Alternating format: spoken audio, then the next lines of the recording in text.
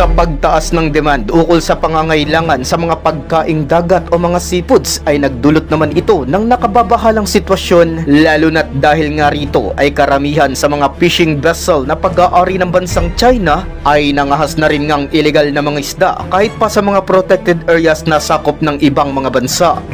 Subalit dahil nga sa mga bawal na gawain ito ng mga mangingisdang Chinese ay kung minsan ay nagdudulot na rin ito ng sarili nilang magiging kapahamakan.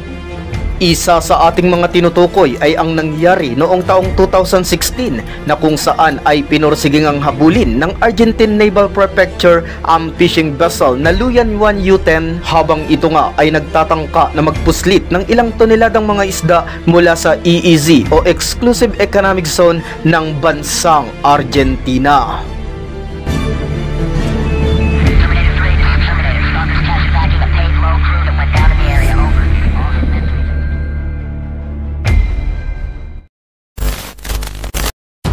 Umaga noong araw ng March 14 taong 2016 ay naispatan nga ng isang Argentinian Coast Guard ships na may pangalang Derbis ang isang may kalakihang fishing boat habang ito ay nasa karagatang malapit sa Puerto Madryn.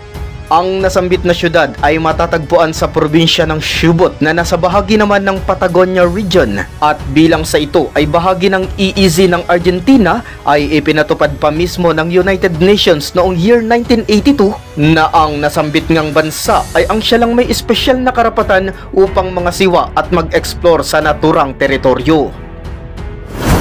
Kung kaya't matapos na ma-recognize ang illegal na Chinese fishing vessel na Luyan Yuan Yuten ay agaran din nila itong kinontak sa radyo sa pamamagitan ng salitang English at Spanish.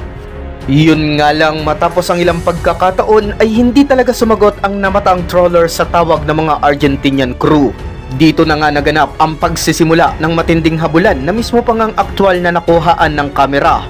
Kinakailangan kasing umaksyon ng mabilis ng Argentinian bago pa nga makatakas ang papalayong illegal fishing boat, lalo pat ipinagpapalagay nga nilang naglalaman ito ng ilang toneladang nakaw na mga seafoods. Ilang beses pang nagsagawa ng mga audio signals ang mga crew ng Derbis patungo sa Luyan Yuan Yuten. Subalit napansin nga nilang pinatay nito ang mga ilaw at nagsimulang bagtasin ng ruta patungong international waters.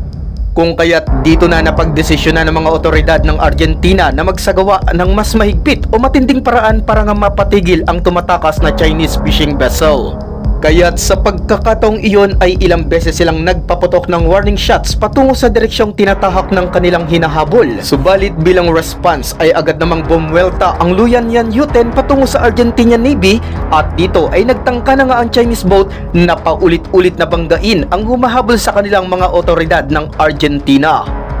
Sa mga oras na iyon ay talaga namang nanganganib na mapinsala ang isa sa barko ng Argentina kung kaya't dahil sa wala na talaga silang natitira pang option ay dito na nga walang kagatol-gatol na direktahan nilang binira ang illegal na vessel na pag-aari ng mga Chinese.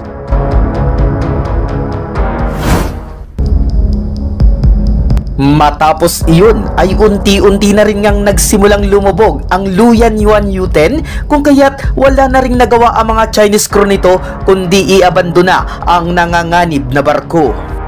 Makikita pa nga sa nakuha ng video habang inire-rescue ng mga Argentinian crew ang 4 sa tauhan ng illegal na fishing boat kasama na ang namumuno dito o ang mismong kapitan ng vessel na Luyan Yuan Yuten. Samantalang ang ilan pang natirang crew ng papalubog na Chinese trawler ay agad din namang isinakay ng ilan pang mga Chinese vessel na pumunta din sa pinangyarihan ng insidente. Pagpapatunay na hindi nga lang iisa ang mga barko ng China na naroroon at illegal ngang nangingisda sa nasambit na teritoryo ng bansang Argentina. Ang naturang matinding habulan ay tinatayang ilang oras nga din ang itinagal. Bagamat kahit naging tense ang mga pangyayari ay ayon sa report ay wala namang naitalang matinding na sugatan sa mga magkabilaang crew ng mga involved na nasyon. Yun nga lang ay makikita din nga sa video na unti-unti nang nilalamon ng karagatan ang natitira pang nakalitaw na bahagi ng illegal fishing boat na Luyan Yuan Yuten. Pero ang pinakatumatak dito ay natikman nga ng mga iligal na mangingisdang Tsino kung gaano katindi at kung paano walang abog na tirahin ng mga Argentinian Navy ang kung sino mang mga ngahas na pumasok sa kanilang sakop na karagatan. Lalo pat kung ang pag-uusapan ay hindi lang ang likas nilang mga yamang dagat, kundi pagdating na rin sa kung ang buhay na nila ang siyang malalagay sa matinding alanganin. Sa mga lumabas na pag-iimbestiga ay napag-alaman ngang napakarami na palang track record ng Luyan 1 U-10 pagdating sa insidente ng mga iligal na pangingisda. Hindi lang sa teritoryo ng Argentina, kundi pati na rin sa ilan pang dako ng iba pang mga karagatan. Lumabas din sa pagsasaliksik na ang naturang vessel ay pag-aari ng kumpanyang Shandong Yantai Marine Fisheries at bukod doon ay isa din pala itong subsidiaries ng China National Fisheries Corporation na mula naman sa malahiganting state-owned firm na China Agricultural Development Group na parte pa mismo ng gobyerno ng Beijing. Bagamat sa ilalim kasi ng ipinatupad ng China's Bureaucratic Administration na malawakang pagbibigay ng lisensya sa ilang mga vessel na pag-aari ng China National Fisheries Corporation upang ito ay payagang ngang makapangisda sa ilang mga karagatan, ay hindi naman kasama dito ang ilang mga permiso, lalo na nga ang pagpasok sa ilang mga designated EEZ ng ilang mga foreign nations. Kung kaya't maituturing talagang kalapas-tanganan at kawalang galang para sa ibang mga bansa ang madalas na iligal na pangingisda na tulad ng isinagawa ng napalubog na Chinese trawler. Ang mga pangyayaring ating nasambit, bagamat medyo may katagalan na mula ng maganap, ay masasabi pa rin naman nating napapanahon pagdating sa kasalukuyan nating sitwasyon dito sa ating bansang Pilipinas. Sa mga walang patumanggang pagpasok, hindi lang ng mga bangkang pangisda ng China, kundi sa nangyayaring pagharang at ilang insidente na rin ng ginawang pagiging agresibo nito laban sa ilan nating mga mangingisda, ay mapapansin ngang tila ay tayo pa sa ngayon ang siyang nag-a-adjust kahit pa sa teritoryong naturingang sakop ng ating soberanya.